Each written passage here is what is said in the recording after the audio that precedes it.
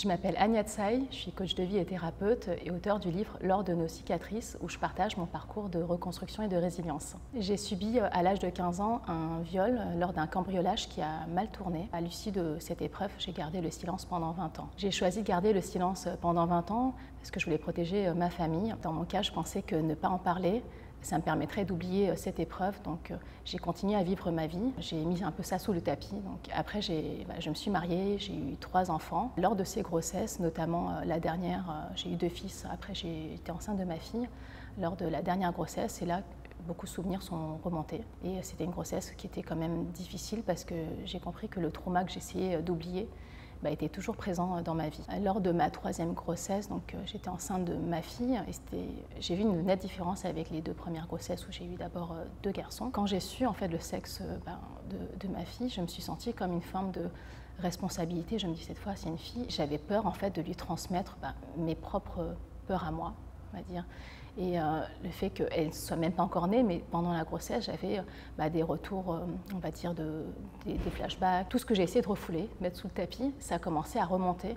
Et là, j'ai vécu une grossesse vraiment difficile du point de vue émotionnel, parce que comme moi, je ne m'autorisais pas à me connecter à mes émotions ou à les exprimer. J'ai eu beaucoup d'émotions diverses qui sont montées, je ne savais pas du tout les gérer. Et j'ai compris qu'en fait, certainement que j'avais besoin de me faire aider, mais j'étais toujours pas prête pour libérer ma parole. Donc j'ai fait tant bien que mal comme je pouvais, j'ai refoulé encore plus profondément en moi. Ma fille est née et comme j'avais 3 enfants qui étaient en bas âge, ça m'a beaucoup occupée et j'étais focalisée sur ma famille, mes enfants, le travail, mon couple. Et on va dire que ça a un peu anesthésié la souffrance que je ressentais. Quand ma fille a eu environ 10 ans, c'était en plein MeToo et je me rappelle qu'il y avait beaucoup de reportages sur la libération de la parole.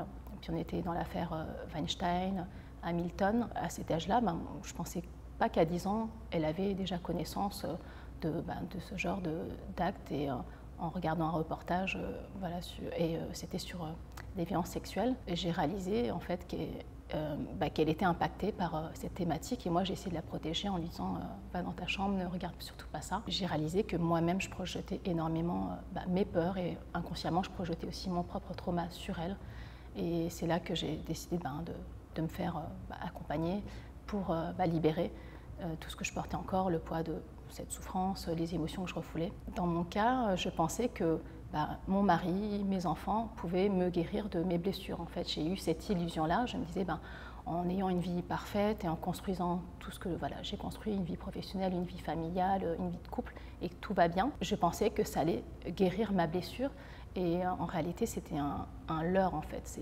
Ça a anesthésié la souffrance, mais la blessure, tant qu'elle n'est pas cicatrisée, traitée, elle restait. Après, j'ai fait un travail thérapeutique et ça m'a énormément apporté parce que ça m'a permis de me libérer du poids de la honte et de la culpabilité que j'ai porté très très longtemps. Et je pense que comme beaucoup de victimes, on est nombreuses à porter cette honte et cette culpabilité qui ne nous appartient pas parce que c'est pas à la victime de porter ces fardeaux-là. Et quand je me suis libérée de ces fardeaux émotionnels, c'est là que j'ai commencé à réfléchir à la question d'en parler aussi à mes enfants parce qu'à l'époque, j'étais en fin de thérapie, j'envisageais une reconversion professionnelle et moi-même je voulais accompagner des personnes qui avaient vécu des épreuves similaires. Donc je me suis formée pour devenir moi-même coach professionnel et puis après thérapeute.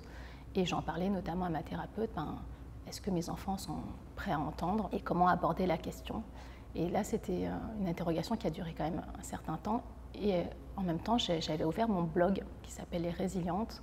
Et après j'ai fondé mon association qui porte le même nom où j'ai organisé à Paris des groupes de parole pour les victimes de violences sexuelles. Comme je publie régulièrement sur mon blog, je relayais l'info sur mes réseaux sociaux.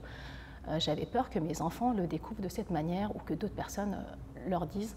Et je me suis dit, c'est à moi, c'est mon passé, il m'appartient. Et c'est de ma responsabilité de leur annoncer. Je voulais que ça se passe ainsi, qu'ils ne l'apprennent pas de d'autres personnes. Donc j'ai fait le choix après d'en parler à mes enfants. Et c'est vrai que dans mon cas, comme j'avais un parcours thérapeutique, ça m'a énormément aidée parce que du coup, je ne l'ai pas abordé avec l'approche, on va dire, un peu traumatique comme j'avais avant. C'était plutôt, ce qui s'est passé dans ma vie, j'ai raconté sous forme d'histoire, de conte, en fait, avec une morale où, après ces 20 ans de silence, la petite fille que j'étais a choisi de se libérer, de se reconstruire pour, en fait, faire face à ses peurs les plus profondes en fait, et finalement ces peurs n'avaient plus lieu d'être. La résilience est un processus et elle est vraiment possible pour tous. Quelle que soit l'épreuve que vous traversez aujourd'hui, je vais vous dire qu'en fait, vous n'êtes pas seul. Pendant longtemps, moi, j'ai cru que j'étais seule et que personne ne pouvait me comprendre. Et pour moi, la libération de la parole, c'est vraiment la première étape vers un chemin de reconstruction. Et que, quelle que soit l'épreuve qu'on a traversée, que ce soit des violences sexuelles ou autres, une épreuve ne nous définit pas, ça ne conditionne pas du tout le reste de notre vie et qu'on mérite tous de vivre une nouvelle vie qui soit libre, heureuse et choisie.